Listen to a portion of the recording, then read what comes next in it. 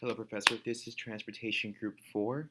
My name is Tao Wing. I will be going through our um, mock up of the digital world today. So, without further ado, here we go. So, this is our loading screen for our paper mock up. And on this right side, we have our digital mock up. There's the green bar tab. So, from the perspective of the digital mock up, we're going for first time users. And then from the left side, you can say we're going for returning users. So after the loading screen on the mockup, it goes to the login screen. And with this login screen for the paper mockup, they look fairly similar. The user has the option to either cop out and just skip the entire login phase to go straight to the navigation part, or if they want to have more of a long time usage, they have the option to add their username. By adding their username, we're able to get their information, their schedules, and then recommend a certain lot that would be most optimizing for their lifestyle. So let's say that they choose to add their username, they go to their schedule. They have the option to look at the course, delete any course that they don't have on there, or add any course. And they have the option to input their permit, recommend a lot, and adjust their lot as well. We didn't add any keyboard or anything like that. That's one of our downfalls. So we fixed that up in the actual digital mockup. So, excuse me, username. And so once they add their username, user 123, password, enter password 123, continue, and leads to this page right here. Schedule, they have the course, they have the option to delete, they have the option to add. Following that, they want to enter it. With their schedule, we recommend a lot 6, and they have the option to adjust it as well. We decided to take the permit option out just because the permit option we weren't too focused on, because that's limiting the only lots you can choose. With this perspective, we're trying to have them be able to have a more of an open-ended parking system.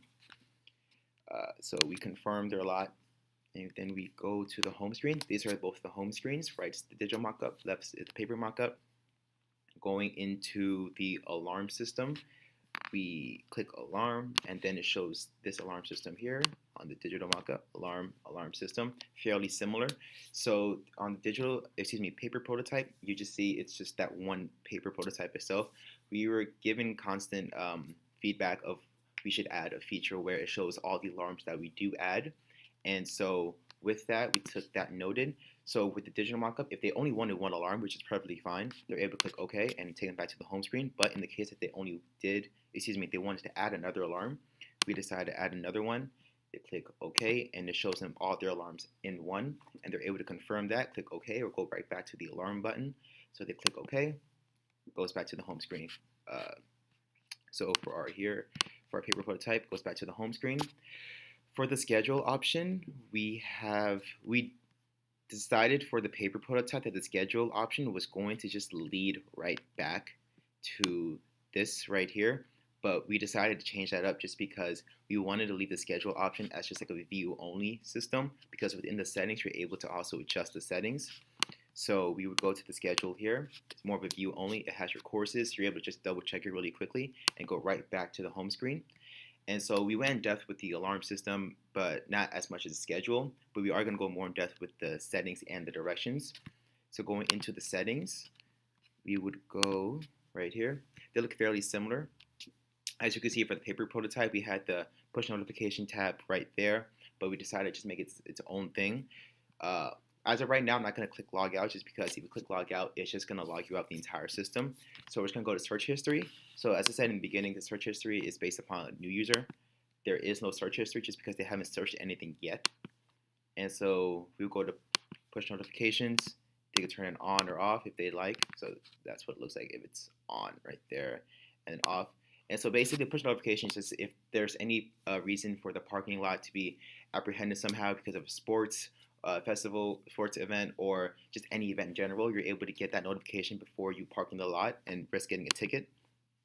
And then you have the option to change your registered lot.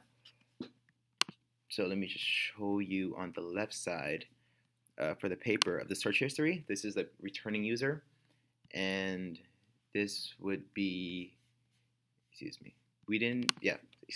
So yeah, if you were to change the registered lot, so they didn't change the lot in the beginning, so the current lot is lot 6, but they have the option to change the lot. So if they want to change the lot 1, they can. So click lot 1, changes it. Lot 1 is out of the cone box just because they've already chosen it, and the option just confirmed that change, and it's all good. Going back to the settings really quickly, if you click About, it just shows you the About. If you click the About on the left side, it shows you the About on the left side. Here's what the change lot on our paper mockup looked like. It just showed the basic, the whole, the whole change just right there. But we didn't go in depth with it, but we did go in depth with it with the settings. And so let's just go to the back button, and we're gonna go home. And so from home, sorry about this, we go into the directions. The directions are where it gets more interesting, I would say. So once you click the directions, it brings you to this here. So we're gonna go right here we go. And so you would start off by inputting your location. We didn't have any keyboard or anything, which is also a downfall with this paper prototype for this zone here. So we added the keyboard right here. So they would input their information, click enter, then it had their location, and then they click their destination. From their destination, they would add it. And so alert, your designated parking lot is empty. Do you want to view your parking lot on the map? We had a similar concept to the paper to the left. So your designated lot is full, please proceed, and then it shows you the full lot versus the lot is not full. Then it shows you the lot not full with the green indicating that the certain parking lots are good to go. So for our paper mockups, we went more in depth with that. If you don't want to view it, you just click no, and you just click go.